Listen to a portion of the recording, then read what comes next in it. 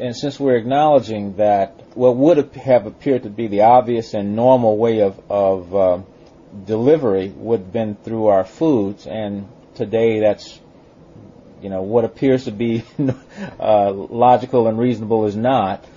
Are there advantages to foot baths versus regular baths?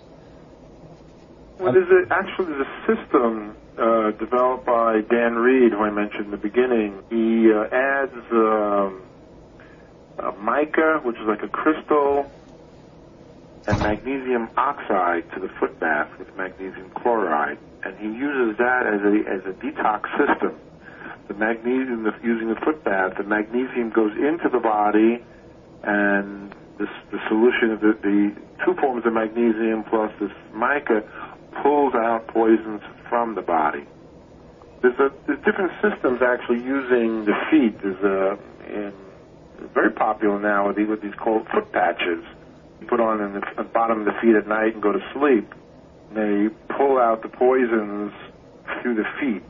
Of course, in Oriental medicine and reflexology, the feet are very instrumental part of the body. We give access to the other parts of the body as far as treatment. So it's an interesting line all by itself. Is the idea of using foot baths. If I was going to use the magnesium chloride, I would prefer to take a full bath, have my whole body submerged in it. But for some people, foot baths would be ideal. Would there be any kind of benefit from the standpoint of concentrations in terms of the volume of water? Would an ounce or 2 ounces in a smaller volume of water be more likely to get more in your system than the same amount in a larger body as in a bathtub? I really couldn't comment on that because I haven't experimented with it. We have more to learn. Yeah, the interesting part, on the bottle, they recommend when you take a bath, I think they should change it actually. I think they recommend a tablespoon or 2 tablespoons in the water in a bathtub. And some people have called me and said, well, I've been taking the baths and I don't feel anything. And I said, how much are you using? Well, exactly what it says on the bottle, 1 tablespoon. I kind of chuckle inside and tell them to start taking up the dosages. And actually, there was a very interesting, a doctor, a 58-year-old doctor, a friend of mine, I've known him for quite a while, over the internet. He's training for it's called the Ironman Triathlon. Triathlon, yes. Yeah, and so he's training like 20 hours a week for this event. And he called me and he said, well, I've been using the magnesium and I'm suffering a lot because every day through this incredible training, my muscles are sore. I'm very tired. And I said, he had bought an 8-ounce bottle. I said, do 2 things. When you get off the phone with me, order a gallon. And the second thing is, whatever you have, pour it all into, or in the next 2 days, split up and pour all of it into the bathtub. And 2-3 days later, he called back and said, the gallon just came, and I did exactly what you said, and I can't believe I went 101 miles up a mountainside on my bicycle, and I think it was 7 hours in incredible heat. And I came home and I ran another 3 miles, and normally I would be suffering like a dog, and he said, I don't have any pain. That's amazing. It was amazing. With the magnesium, you actually get these amazing results. I mean, some people, it's not so amazing, but it's very common to have a dramatic reversal of a situation. And, of course, it's very fulfilling. Yeah, I would imagine the triathlon, if I understand it, is 110 miles roughly on the bicycle. Yep. It's some number of miles swimming in the ocean, typically, and then a marathon. Right, 26 point something miles. Yes, exactly. That's and he's 58 years old. He's 50. I'm totally inspired by him. I've been my tennis teacher's taking me up to another level because I told him I want to. Well, it's wonderful that we can aspire, and see, that's the thing about it. The pain and discomfort he was feeling before, you could easily attribute to age, and then we wouldn't think any more about it, and yet it's not necessarily so. And that's one of the things that we're learning, and one of the things that impressed me about transdermal magnesium therapy when I read your book, I'm starting to understand a little bit more about health and what we think about aging versus what the body needs to be healthy are two different things, and we need to get in touch with what the body really needs and give it that, and then our health can extend a lot longer than we are giving ourselves credit for. I would like to finish the thought on the stages of life, though, to talk a bit about the end stage of life too, because that's an area we tend to shy away from, and it's a place we're all going to go at some point in time, in whatever way. But what are your insights relative to care or the experience as we age and grow older, and even to the point of the end of our physical life? This is actually a very important subject, and one of the actually pioneers in this transdermal magnesium field is Dr. Norman Shealy, and he actually has a patent pending with the United States government to use the transdermal magnesium as a process to bring up DHEA levels. DHEA is a master hormone in the body, which can be broken down to create other hormones. And it's been proven, very well known in science, that as a person ages, the level of DHEA declines in the body. Mm-hmm. So it's a critical hormone, and as it is depleted, one starts showing age, and starts aging.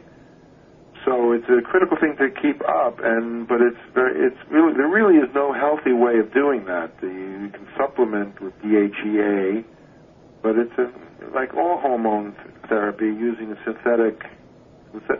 synthetically made hormones. It has a dangerous side. Norman Shealy, Dr. Shealy, he has shown, and as I said, has a patent pending, that he sees that only through transdermal application of magnesium. Is not seen in the use of oral or in intravenous. That, and he doesn't know why, but it's probably because the magnesium is penetrating through fat tissue, that the DHEA levels are increased. Wow. And he wants to, control the market as far as using it for that application.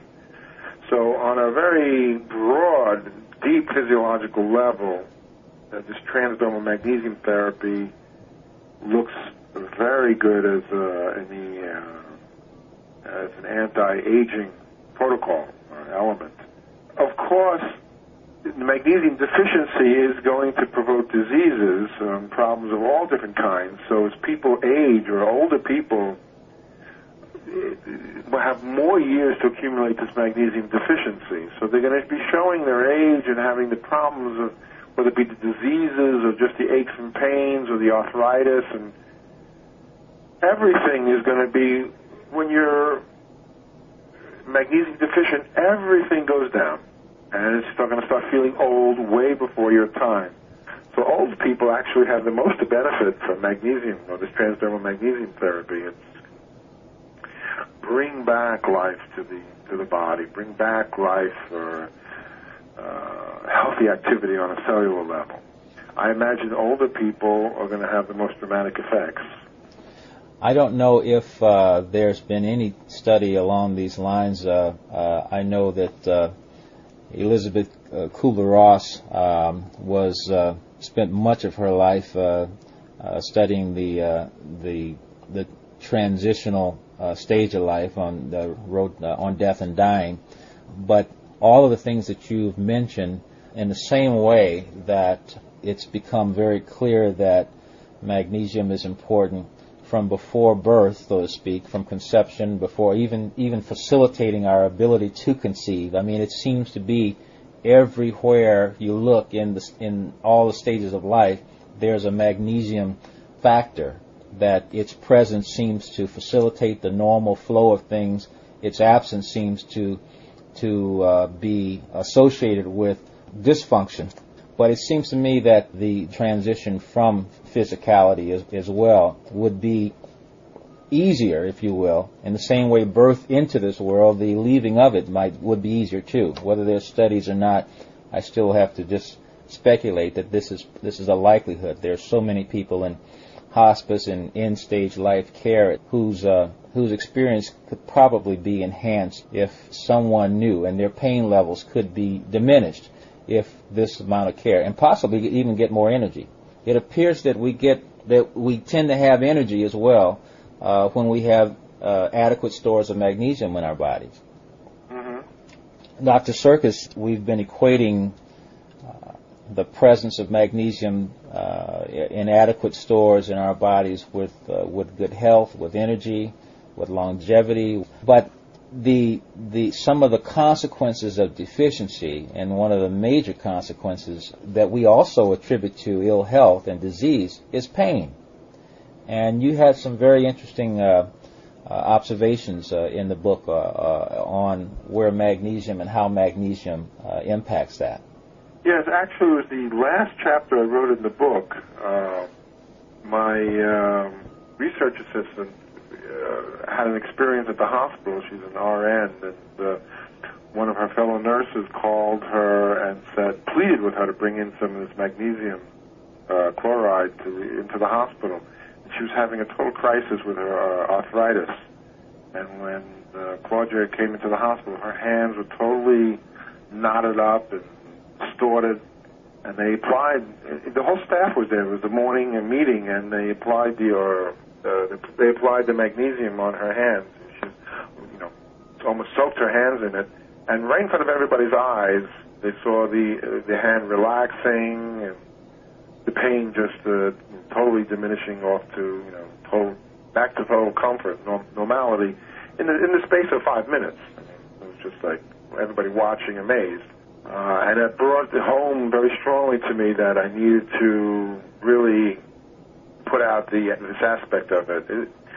The pain is a consequence of disease state, of something wrong in the body, and magnesium goes right to that point. It's whether it be an athlete who's either injured himself or is just totally hurting from the effort of sports, to arthritis, to almost any kind of pain condition is going to diminish in front of the increasing levels of magnesium, and the effect is very quick. It's amazing how quick it is. You mentioned probably in one other area as well as it relates to muscles. There's this substance, for lack of a better term for me at least, called ATP and ADP, as I recall. And I related it to the extent that when we are, say, if I'm cycling, I'm riding a bicycle, and I'm pumping hard, and when I've got energy, when I've got strength in there, that ATP stores are fine. But when I start feeling that pain, that is the ADP or is acid, or if I'm correct me, but magnesium facilitates the production of the ATP, as I understand it. Correct. Okay. Well, it's not only facilitates, it's totally essential. It's like you don't make ATP without magnesium. Got it. These are not only from the standpoint of when they sprain their ankles, like a basketball player comes and twists his ankle or something like that, or a runner, pulls a hamstring or something like that. I'm getting it that even in normal performance, it's more likely that if they've got magnesium stores, is less likely to have that pull, for example, and the other part of it is that they're likely to perform better naturally. That's correct. Mm-hmm. Overall sports and performance would increase simply because the ATP production levels would be increased. I see. Could you speak a little about the relationship between magnesium and calcium? Well, this is a very interesting subject and actually a very complicated subject. Mm-hmm. Calcium has this huge industry behind it promoting it, which of course is the dairy industry, which is a huge industry, and they've been promoting dairy consumption and calcium consumption